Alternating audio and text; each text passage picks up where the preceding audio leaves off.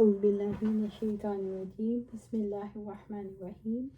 سورۃ انفطار، یہ مکی صورت ہے۔ اس کی 19 آیات اور 1 رکوع ہے۔ نزولی ترتیب کے اعتبار سے 82 نمبر پر ہے اور مصحف میں ترتیب کے اعتبار سے 82 ہے۔ عبداللہ بن عمر رضی اللہ تعالیٰ عنہ بیان کرتے ہیں کہ آپ صلی اللہ علیہ وسلم نے فرمایا، جسے یہ بات پسند ہو کہ قیامت کے دن اس کو اس طرح دیکھے گویا آنکھ سے دیکھ رہا ہو، تو اذا الشمس کورت، اذا السماء انفطرت، اذا السماء انشقت کی تلاوت کر لے۔ بسم اللہ الرحمن الرحیم۔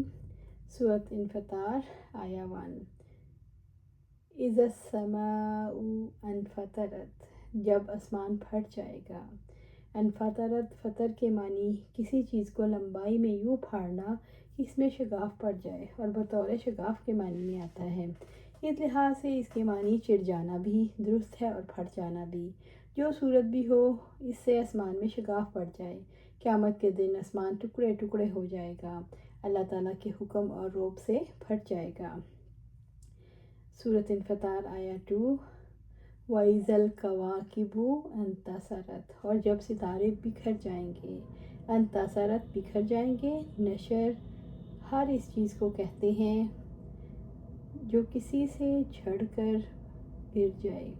ستاروں کی باہمی کشی ختم ہونے کی وجہ سے بے ترتیبی سے ادھر ادھر بکھر جائیں گے، ان کا حسن زائل ہو جائے گا۔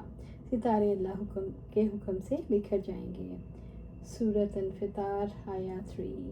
وَإِذَا الْبِحَارُ فُجِّرَتْ، اور جب سمندر پھاڑ دیے جائیں گے۔ فجر کے معنی کسی چیز کو وسیع پیمانے پر پھاڑنا جو سارے افق پر نمودار ہوتی ہے، اس لیے اسے فجر کہتے ہیں۔ فجر کے معنی پانی کو پھاڑ کر وسیع علاقے تک چلانا یا جاری کرنا، گویا سمندروں کو پھاڑ کر اس کے پانی کو دور دور کے علاقوں پر زمین میں بہا دیا جائے۔ سمندروں کے لیے سجیرت کا لفظ آیا، یعنی ان کی تلاطم سمندروں کے لیے سجیرت کا لفظ آیا، یعنی ان میں تلاطم برپا ہو جائے اور پانی باہر دور دور تک پھیل جائے، پھر یہی پانی گیسوں میں تبدیل ہو کر چلنے لگے۔ سورۃ انفطار، آیا 4۔ وَإِذَا الْقُبُورُ بُعْثِرَتْ، اور جب قبریں اکھاڑ دی جائیں۔ دراصل 2 لفظوں کا مرکب ہے، بُعْثِرَت، بعثت اور عثر کا۔ بعث کا معنی زمین وغیرہ کا کھودنا، ڈھونڈنا یا ڈھونڈ کر نکالنا، اور اثر کا معنی کسی دوسری چیز کے دوران کسی اور چیز کا خود بخود ظاہر ہو جانا، کھل جانا یا سامنے آ جانا۔ مطلب یہ کہ جب قبروں کو الٹ پلٹ کیا جائے اور کھودا جائے تو مردے خود بخود باہر نکل پڑیں گے۔ سورۃ انفطار، آیا 5۔ عَلِمَتْ نَفْسٌ مَّا قَدَّمَتْ وَأَخَّرَتْ، ہر شخص جان جائے گا جو اس نے آگے بھیجا اور جو اس نے پیچھے چھوڑا۔ عَلِمَتْ نَفْسٌ، ہر شخص جان لے گا، مَا قَدَّمَتْ، جو اس نے آگے بھیجا، وَأَخَّرَتْ، جو اس نے پیچھے چھوڑا۔ نبی صلی اللہ علیہ وسلم نے فرمایا، جس نے اسلام میں کسی نیک کام کی طرح ڈالی، اس کے لیے اس کے اپنے عمل کا بھی ثواب ہے، اور جو لوگ اس پر بعد میں عمل کریں گے ان کا ثواب بغیر اس کے کہ ان لوگوں کا ثواب کچھ کم ہو۔ جس نے اسلام میں کوئی برائی ڈالی، اس پر اس کے عمل کا بھی بار ہے، ان لوگوں کا بھی جو اس کے بعد عمل کریں، بغیر اس کے کہ ان لوگوں کے بار کچھ کم ہو۔ انسان کا کائناتی تبدیلیوں کی وجہ سے پردہ غیب کے پھٹ جانے کی وجہ سے جان لے گا جو اس نے آگے بھیجا، جو کچھ پیچھے چھوڑایا۔ سورۃ انفطار، آیا 6۔ یا ایھا الانسان ما غرک بربک الکریم، اے انسان، اپنے رب کریم کے بارے میں تجھے کس چیز نے دھوکے میں ڈال دیا؟ یہ جبار اور قہار کی دھمکی ہے۔ انسان، تو کسی چیز پر بھول کر اللہ تعالیٰ کو بھول گیا۔ قیامت کے دن اللہ تعالیٰ فرمائے گا، انسان، تجھے کس چیز نے مجھ سے مغرور بنا دیا؟ تو نے میرے نبیوں کی کیا بات مانی؟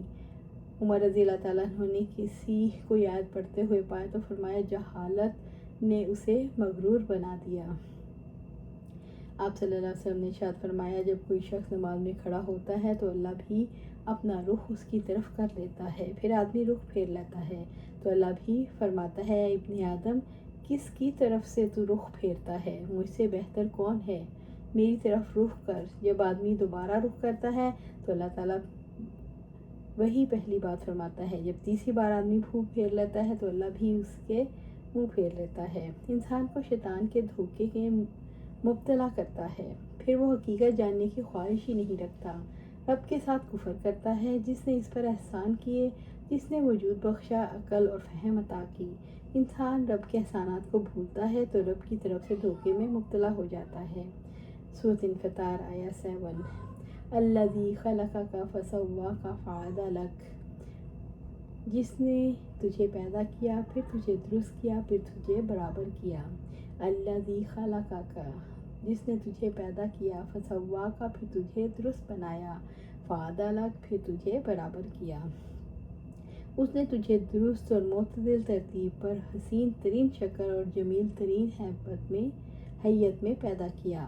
تب کیا تمہارے لیے مناسب ہے کہ تم منعم کی نعمت کی ناشکری اور محسن کے احسان کا انکار کرو؟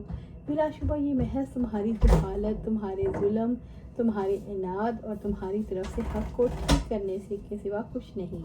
بس اللہ تعالیٰ کا شکر ادا کرو، اس نے تجھے کتے، گدھے یا کسی اور حیوان کی صورت میں پیدا نہیں کیا۔ اس سے ان لوگوں کے نظریے کی تردید ہو جاتی ہے جو کہتے ہیں انسان خود بنا ہے، اور یہ سب فطرت کے اتفاقات میں سے اتنا شعور ہے کہ انسان کے اعضاء کی تخلیق میں اس قدر یکسانیت اور موزونیت کا لحاظ رکھ سکے۔ سورۃ انفطار آیہ 8۔ فی ای صورت ما شاء رکبک، جس صورت میں اس نے چاہا تجھے جوڑ دیا۔ فی ای صورت ما شاء رکبک، اس سے مراد ہے چاہے تو ماں باپ، ماں، ماموں، چچا، جس کی شکل میں چاہے پیدا کر دے، تو جانوروں جیسی شکل دے، لیکن اس کی رحمت ہے کہ وہ انسانی شکل میں پیدا کرتا ہے۔ سورۃ انفطار آیہ 9۔ کلا بل تکذبون بالدین، ہرگز نہیں بلکہ تم جزا کو جھٹلاتے ہو۔ کلا ہرگز نہیں، بل تکذبون بالدین، بلکہ تم جزا کو جھٹلاتے ہو، یعنی تمہارے اللہ کی مہربانیوں سے انکار کی وجہ یہ نہیں کہ تمہاری بات کی سمجھ نہیں آتی، بلکہ اصل وجہ ہے تم سزا کے قانون الہی کے منکر ہو۔ تمہاری خواہش یہ ہے کہ تم جیسے بھی دنیا میں زندگی بسر کرتے رہو، تم سے مرنے کے بعد کوئی محاسبہ نہ ہو، اور یہ کس قدر ظلم اور بے انصافی کی بات ہے۔ تمہیں قوتیں اور تصرف اور اختیار تو تمام مخلوق پر دیا جائے، لیکن تم پر ذمہ داری کچھ بھی نہ ہو۔ یہ دھوکہ تمہیں کیسے لگ جاتا ہے؟ نافرمانی پر ابھارنے والا قیامت کا عدم یقین ہے، اسی وجہ سے وہ بے پرواہ ہے۔ سورۃ انفطار آیہ 10۔ وَإِنَّ عَلَيْكُمْ لَحَافِظِينَ، حالانکہ یقیناً تم پر نگہبان مقرر ہیں۔ اللہ تعالیٰ کے جزا اور سزا کا انکار کرنے والے کا شعور دلایا، تم مانو یا نہ مانو، تمہاری ہر بات، ہر کام نوٹ ہو رہا ہے۔ تمہارے اوپر مکرم فرشتے مقرر ہیں جو تمہارے اعمال پر نگران ہیں اور انہیں تمہارے لیے گن گن کر رکھتے ہیں۔ فرشتے تمہارے ایک ایک فعل کو، ایک ایک قول کو ریکارڈ کرتے ہیں، تمہیں خبر بھی نہیں۔ ان میں دل، زبان اور اعضاء کے اعمال شامل ہیں۔ اللہ سبحانہ تعالیٰ سے دعا ہے ہمیں قرآن و سنت پر عمل کرنے کی توفیق دے، اس پر جمع دے اور جنت الفردوس کے اعلیٰ مقام پر اپنے پاس گھر عطا فرمائے۔ آمین یا رب العالمین۔